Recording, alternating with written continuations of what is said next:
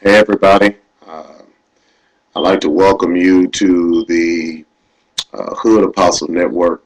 Um, I put this together so that there will be a forum where people could come together to discuss real problems, and hopefully we can get you some real answers. Um, One of the things that I wanted to do was I wanted to create a forum on Facebook where we could talk about issues that uh, I guess that the church kind of shies away from. And I just don't want to make this about church. I want to make this about life. Now, I want you to know I'm a Christian, whatever that means, I guess, in the secular society we live in today. But I think in most cases, I'm a believer in my Lord and Savior, Jesus Christ, is the one who lives inside of me. But I wanted to do something a little different where, um, um, because I believe Jesus is one who deal with real life issues and not just church issues. I think one of the problems that we've done as far as the church is we've kind of separated life and the church. And as a result, people leave the church and not know how to respond in life. And so I put together this network so that I can talk to you. You can talk back to me. We want to make it interactive. One of the things that I've done or is I put it out there where I want you to send me questions to my inbox. If you choose, I'll leave your name discreet. Nobody knows who you are. I'll give you that privacy.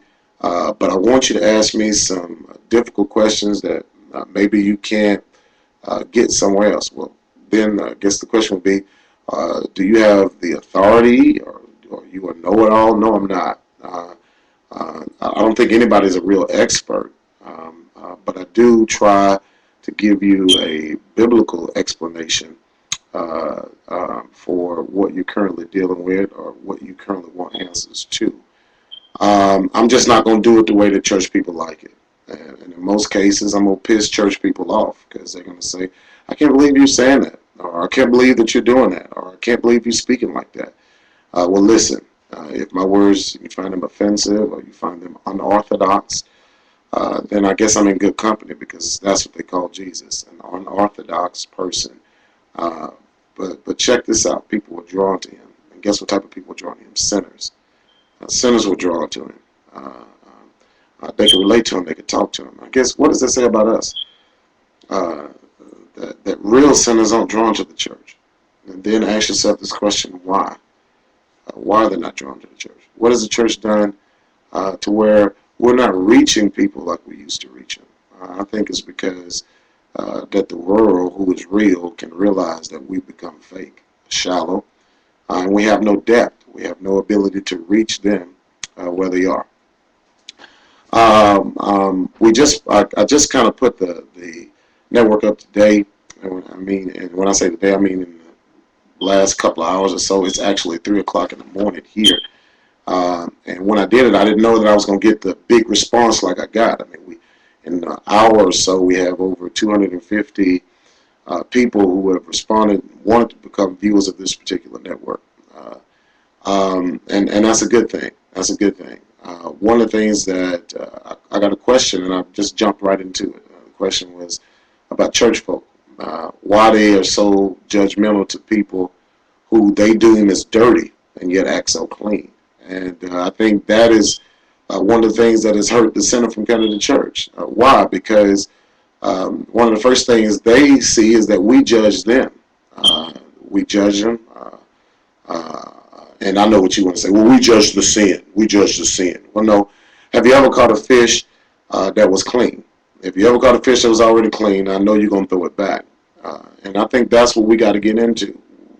Let's not try to rape the people and force the people to become what it took us time and work at becoming over a length of period of time. Now on here you're going to hear me use some words like pimpalicious. That's one of my favorite words. Somebody asked me, well, what's the definition of pimpalicious? Now, one of the things you got to understand is that the words that I use may not be words that you would want me to use, and that's why I don't care. I really don't care if you don't like my words or not. If you find my words offensive, I'm doing a good job. But pimpalicious, it simply means it's a moment that describes a swagger moment. Like, man, what you just said was so good. I mean, what you said was so tight. What you said was so right. It describes the excellent, the supreme, the gooder, the betterest, if there's a such thing. Just simply pimpalicious. And so you're gonna hear me say a lot of that, especially after I make a comment. I did that tonight. One of my religious viewers said you shouldn't be using a word like that in context with God. Well, I'm gonna say it again, and I'm gonna say it again, I'm gonna say it again, because this is my network, not yours. Find your own network and tell the people what you want to tell them. But when you come on to me, you're going to submit to my rules for how we do things here. And how we do things is we keep it real. Now, when you hear me say that, we keeping it real. Real stands for raw. It stands for educational. It stands for argumentative, and it also stands for loud, because that's what we're gonna do.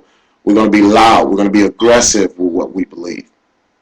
Got some other notes on my page where a couple other questions came in. I think that you're gonna find it entertaining.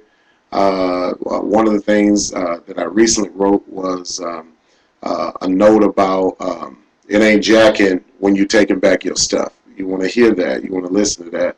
And chime in. Give me your comments. Anytime I write something, feel free to give your comments in. I'm not going to be offended. If you say something that you think is going to offend me, it's not going to offend me. If you don't like what I'm saying, I understand that too. But still, feel free to leave your comments anyway. We really want to hear what you have to say as it pertains to what we're doing here on the Hood Apostle Network. I'm trying to see if there's anything else I want. Tomorrow, I got a question I couldn't go into tonight, man. It's 3 o'clock in the morning. But tomorrow I'm dealing with a question. One of my viewers sent me called that kind of deal with sexual infestation. You know, that's basically what it's about. I did something before I created this network about what happens when you have multiple sexual partners and the spirits that you receive when you engage in multiple sexual relationships. In most cases, the reason why it's difficult for people to move into new relationships because they're bringing the spirits from the old people that they had sexual relations with into a new relationship. So your name may be Doug, but you treat me like Robert, Bobby, and Ricky. Your name may be Felicia, but he treat me like whoever else that he's been in sexual relations with. And it's difficult to get these spirits off of you when you refuse to acknowledge that those spirits are living there. We're going to deal with that tomorrow. That's about it. If I would leave you in anything, I would tell you that this moment has been simply pimpalicious. Holla.